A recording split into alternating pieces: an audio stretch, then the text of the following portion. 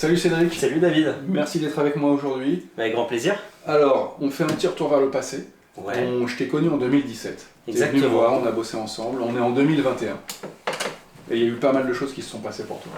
Est-ce que tu es d'accord pour nous faire un petit retour sur ces quelques années-là et sur les périodes charnières Bah complètement, avec grand plaisir, ouais. Alors, commençons par 2017. T'es venu me voir, je me rappelle, à un café pas très loin d'ici. T'avais des soucis avec ton agence, t'avais des soucis perso. Alors, est-ce que tu peux nous résumer Ouais, nous résumer ça? complètement. Donc je suis venu te voir, David, pour la simple et bonne raison que j'étais sur le rachat d'une entreprise. Ouais. Pour donner un peu de contexte aux personnes qui regardent cette vidéo-là, moi je suis passé du statut de conseiller immobilier, donc de vendeur, là où j'étais relativement bon, très à l'aise. C'était un domaine dans lequel j'excellais, enfin voilà, j'étais compétent. Ouais. Et voilà, il y a eu cette transition vers de la gestion d'entreprise avec une équipe à gérer, des personnalités différentes. En fait, je devais endosser tout le rôle d'un gérant de société. Ouais. Tout simplement, et c'est quelque chose que j'ai eu beaucoup de mal à faire. Et à ce moment-là, clairement, on va dire que j'ai viré, sans m'en rendre compte, vers des addictions. Je pense que voilà, j'ai pas du tout de problème à en parler aujourd'hui, mais je me suis mis à fumer de plus en plus, 4-5 paquets par semaine. Je me suis mis à boire de plus en plus également, pour oublier un petit peu ce quotidien qui était extrêmement difficile pour moi. Je suis passé de 75 kg à 95 kg. D'ailleurs, on met la photo maintenant, comme ça vous allez pouvoir vous rendre compte par rapport à aujourd'hui la différence qu'il y a pu avoir. Donc, sans m'en rendre compte, j'ai basculé finalement vers ce qu'on appelle, je crois, un burn-out. Ouais. Voilà, donc une période où j'étais extrêmement mal, où j'arrivais même plus à la fin à prendre des décisions.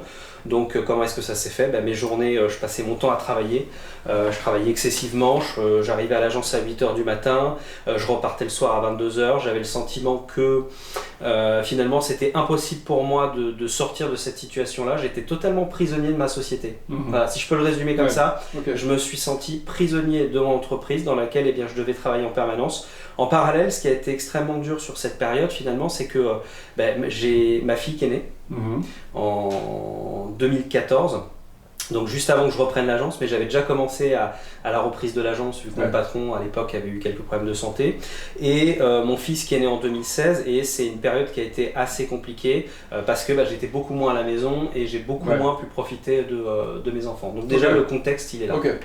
Et alors donc, je me rappelle quand tu es venu me voir avec ta demande était assez précise. Tu es venu me voir et c'était une demande atypique, donc je l'ai trouvée intéressante.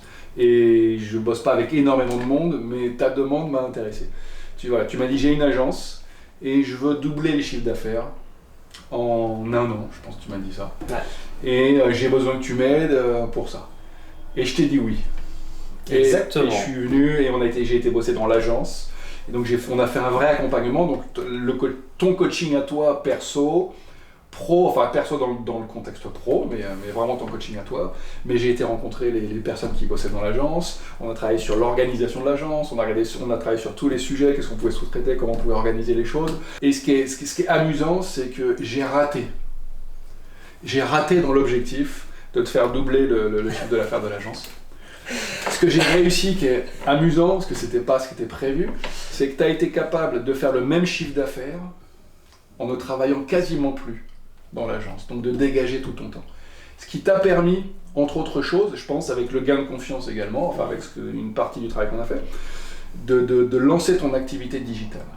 Et aujourd'hui, tu es le numéro 1 sur l'immobilier, sur YouTube, dans le digital, en termes de formation, en termes d'accompagnement des agents en France. Est-ce que je me trompe? Ouais, ça doit être choquant là pour les personnes qui voient la vidéo, effectivement, de se dire que voilà, on part de ce postulat et que derrière il y a eu tout ça. Ouais. Donc je peux le détailler un petit peu. Exactement, mais donc tu es parti de cette petite agence qui vivotait, qui avait du mal à se développer, et toi tu étais embourbé là-dedans jusqu'au cou. Aujourd'hui, tu es le numéro 1 de l'immobilier sur internet en France. Ton activité a explosé. T'es plus le même, t'es le même, mais t'es plus le même. Exactement. Et voilà, qu'est-ce qui s'est passé alors? Très bien. Alors en 2016, on va dire, 2017, il y a eu un premier déclic qui s'est produit avec ma fille. Donc là, c'était indépendant de nous. Un jour, ma fille est rentrée dans ma chambre et j'étais épuisé, tout ça, comme tous les week-ends, parce que je travaillais à peu près 6 à 7 jours sur 7. Et ma fille me dit, papa, est-ce que tu seras là pour mon anniversaire? Et là, il s'est passé quelque chose en moi et je me suis dit, ok, je suis, excuse-moi l'expression, mais et donc je me suis dit, ok, il faut que je fasse quelque chose. Et c'est à ce moment-là, clairement, où j'ai pris mon téléphone et j'ai regardé sur Google, j'ai cherché un coach. Et c'est là où je t'ai découvert. Et qu'est-ce qui t'a fait d'ailleurs, by the way, me trouver ou me prendre ou me choisir? Qu'est-ce qui a fait le... Déjà, tu étais une des réponses qui apparaissait en premier sur Google. Voilà, je suis allé sur ton site, j'ai vu quelques photos de toi, j'ai eu ce feeling. Je me suis dit, ok, il y a quelque chose, j'aime bien le personnage, donc je me suis dit, allez, j'appelle, je tente. Et c'est là où on s'est retrouvés, donc à Paris, juste à côté pour d'ici. ce premier entretien dans un petit café. Et de là, donc moi, comme je l'expliquais tout à l'heure, j'étais véritablement perdu. J'étais dans cette phase de marasme là où tu essayes de chercher des solutions et c'est très compliqué et finalement tu t'es posé non pas comme espèce de gourou à me dire voilà c'est ça qu'il faut faire, c'est ça qu'il faut faire. C'est ça que j'ai beaucoup apprécié, c'est que j'ai vu en toi un guide. Un guide qui a balisé, si tu veux, un chemin, tout simplement. À un moment donné, tu m'as dit, bon bah voilà, ok, très bien, on attaque ensemble, on va prendre les choses étape par étape. Et étape par étape, finalement, tu m'as aidé à reconstruire, je pense, quelque chose qui était là, finalement, des objectifs que j'avais oubliés. En devenant chef d'entreprise, j'ai oublié les raisons profondes pour lesquelles je voulais devenir ce chef d'entreprise. C'était pas finalement de devenir un travailleur acharné, tout ça, ça c'est des fausses croyances, mais c'était finalement d'avoir plus de liberté, tout ça. Et tu as réussi finalement à faire émerger, à faire ressortir ça au fond que je ne le voyais plus, quoi. Tu m'as aidé finalement à faire ça. Voilà, je t'en remercierai toujours, hein. C'est clair que pour moi tu as été cette personne sur le chemin qui m'a à un moment donné permis de rendre tout ça fécond, comme je sais que tu aimes bien cette expression. Absolument. De rendre tout ça fécond. Productif. Productif, exactement. Et donc la suite des événements. Donc sur une année, effectivement, on n'a pas eu le résultat qu'on souhaitait. Sur l'agence. C'est vrai. Ouais. Mais c'est là où il faut se dire en fait que quand on prend un coach comme toi, si on s'attend à des résultats immédiats, peut-être que parfois on s'illusionne. Ouais. Je pense que, et ça aussi, ça fait partie des choses que j'ai compris après dans la mise en place de mon business, c'est qu'il faut avoir une vision plus long terme. Et cette vision plus long terme, tu me l'as apportée. Et effectivement, ce qu'on n'a pas mis en place sur un an, on va dire que je l'ai explosé sur 3-4 ans. Vu qu'à l'époque, je peux parler de chiffres, l'agence est tournée aux alentours de 35 000 € par mois. Toute cette confiance en moi que j'ai réussi à emmagasiner avec ton accompagnement, et finalement, c'est mise en action, c'est mise en application. Hein, c'est surtout là où tu as été vigilant. Là, ok, tu as bien fait ça, et tout ça. Et bien aujourd'hui, j'atteins à peu près entre 165 180 000 € de chiffre d'affaires mensuel sur 3 sociétés. Et clairement, si je me revois en 2017, jamais j'aurais imaginé que ça aurait été possible. Moi non plus.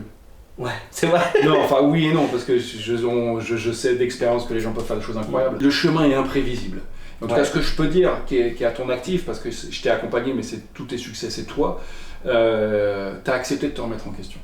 Et je t'ai remis en question. On a tout retravaillé. On a retravaillé l'agence, on a retravaillé ton attitude, on a retravaillé ton management, on a retravaillé tes objectifs, on a retravaillé ta confiance en toi. Mais tu as accepté de te remettre en question sur tout ça. Et pour moi, c'est une des sources de ton succès. Et je sais que j'ai été un peu dur, enfin je t'ai pas fait de cadeau, mais tu as accepté que je te pousse dans tes retranchements. Tu as accepté d'aller chercher au fond de toi. Tu as accepté que les choses ne marchent pas, qu'on fait une deuxième chose, que ça marche toujours pas, on fait une troisième. Et quand on fait ça, on trouve assez vite en fait les choses qui marchent. Et là où je suis ravi du boulot que tu as fait, et je suis fier de toi, c'est que tu as explosé la chose. C'est-à-dire qu'on est parti sur un petit périmètre, et après tu as continué tout seul et tu n'as plus eu besoin de moi. Et pour moi, c'est un des critères d'un coaching réussi. C'est que ton client ne dépend pas de toi. Alors on peut retravailler ponctuellement ensemble, mais fondamentalement, tu as pris ton envol tout seul, c'est ton succès, c'est ton boulot, c'est tes idées, c'est ton talent. Tu as développé ton talent dans le digital par toi-même, avec ton propre style. Et c'est ça un coaching réussi. C'est un accompagnement, c'est des étapes, mais c'est pas projeter mes solutions. C'est t'aider à faire émerger tes propres solutions. Et je pense que c'est quelque chose que tu as magnifiquement réussi. Et tu es heureux dans ce que tu fais, donc je pense que c'est une c'est une grande fierté. Ouais, exactement. Je te dis bravo, parce que t'as super bien bossé. Au-delà du résultat financier que j'ai annoncé, ça s'est fait dans le plaisir. Ouais. Alors, on va pas dire que ça s'est fait dans le plaisir et sans souffrance, bien évidemment. Il y a un moment donné où il faut quand même aller chercher les choses, il faut se bagarrer. Mais j'ai gagné aussi au niveau de ma vie personnelle, c'est-à-dire que mes addictions au fur et à mesure sont tombées, ce qui m'ont permis aussi de mieux vivre avec mon épouse et avec mes enfants, parce qu'à ce moment-là, forcément, t'imagines bien que quand t'as de l'alcool, quand t'as du tabac, toutes ces choses-là, c'est pas forcément bénéfique pour l'environnement. Ouais. Et voilà, c'est un ensemble de choses qui finalement ont permis tout ça. Oui, mais je me rappelle, enfin pour moi, hein, le boulot qu'on a fait, c'était presque un partenariat. Oui. C'est-à-dire qu'on réfléchissait ensemble, je venais dans ton agence presque une fois par semaine, je pense même à un moment une fois par semaine. Et on était comme des partenaires, un peu comme si j'étais ton adjoint, et on se disait ensemble qu'est-ce qu'on fait, qu'est-ce qu'on teste. Ça n'a pas marché, et c'était très intéressant de rentrer dans le... Alors c'était un coaching atypique, parce que j'aime rentrer dans le fond des sujets, traiter les structures, mais aussi rentrer dans le fond des sujets. Et c'était très intéressant d'aller challenger, d'aller tout challenger. Et je me rappelle d'un moment clé qu'on avait déjà évoqué dans une vidéo, où tu m'as dit un jour, David, je suis désespéré. Et j'aime beaucoup ce moment-là, c'est un moment que je prends souvent en exemple. Tu m'as dit, David, je suis désespéré, j'ai tout essayé, il n'y a rien qui marche. J'ai tout ce que je sais faire, toutes mes compétences, tous les trucs que j'ai vus dans les bouquins, j'ai tout essayé et il n'y a rien qui marche, je sais pas quoi faire. Et je t'ai dit, je sais pas si c'est les mots exacts, mais je pense que c'est les mots exacts, je me suis dit, enfin, oui, on va pouvoir commencer à bosser. C'est-à-dire que le coaching, c'est un travail d'apprentissage. C'est-à-dire que apprendre, c'est faire des choses qu'on ne sait pas encore faire. Tant que tu fais ce que tu faisais jusqu'avant, tu n'as pas commencé à tester des choses nouvelles, tu n'as pas commencé à apprendre. Le jour où tu as dit, ok, ça ne marche pas, je vais devoir commencer à faire des choses vraiment nouvelles. Péter le plafond de verre. Ouais, et c'est ce jour-là où je pense que tu as commencé à décoller, à faire des choses que tu n'avais jamais faites, à prendre des risques, à tester Internet, pas être figé dans ta propre image ou dans le regard des autres. Exactement, ouais. Je pense que c'est là aussi où il y a eu un gros changement et qui a généré après les autres déclics, c'est que tu m'as permis aussi de me retirer du regard pesant des autres, qui m'enfermait, c'était une crainte, une peur, et qui m'empêchait finalement de m'offrir la vie que je voulais. Et c'est à partir de là où j'ai pu faire beaucoup de vidéos, faire beaucoup de choses, m'émanciper. Ouais. Okay. En tout cas, bravo et merci, parce que la raison de faire ce métier, c'est ça. Enfin, celle de coaching, c'est des techniques, c'est des choses précises, mais c'est aussi une humanité, c'est des rencontres entre deux personnes. Il y a une part d'imprévisibilité. C'est une personne entière, c'est-à-dire même quand on coach quelqu'un dans le domaine professionnel, c'est une personne entière qu'on coach dans ce contexte-là, mais c'est une personne entière et c'est la personne entière qui évolue. Et j'ai vu le chemin que tu as fait entre 2017 et 2021. Et tu es à la fois la même personne, et il y a quand même un petit peu des choses qu'on change. Merci à toi en tout cas, David, pour tous ces changements, et bravo à toi pour cette qualité que tu as d'accompagnement. Merci. Avec plaisir, on va continuer à bosser. Ouais.